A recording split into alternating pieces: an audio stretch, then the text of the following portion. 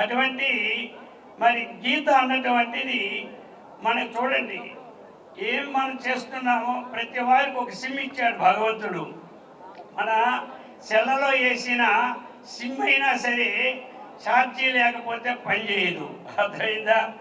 దాంట్లో ఫుల్గా ఫీడ్ అయిపోయినా పనిచేయదు. కానీ భగవంతుడు మన హృదయాకాశంలో ఒక సిమ్ ఇచ్చాడు.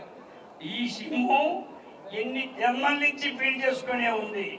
మనకి ఈ జన్మలో కూడా చూసే చూపుని ప్రింట్ చేస్తూ ఉంది, వినే శబ్దాన్ని ప్రింట్ చేస్తూ ఉంది, తినే రుచిని ప్రింట్ చేస్తూ ఉంది, అర్థమైందా? 30 సంవత్సరాల కింద తిన్న రుచిని కూడా ఈరోజు చెప్తాడు.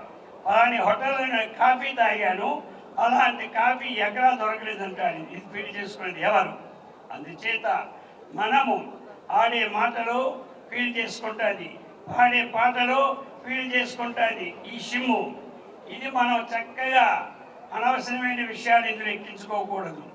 భగవద్గీత వచనం చదివితే ఇందులో ఉన్నవి డిలీట్ చేసుకోవాలనిపిస్తుంది, అర్థమైందా? మన చేతిలో ఉన్న సెల్లని ఒకటా ఆల్ డిలీట్ అడుగుతాయి, చేసేవచ్చు. కానీ ఇందులో ఎక్కించుకోవడం సుఖం, కానీ డిలీట్ చేసుకోవడమే సాధన. ఆ సాధనకి ఉపయోగపడే గ్రంథమే భగవద్గీత.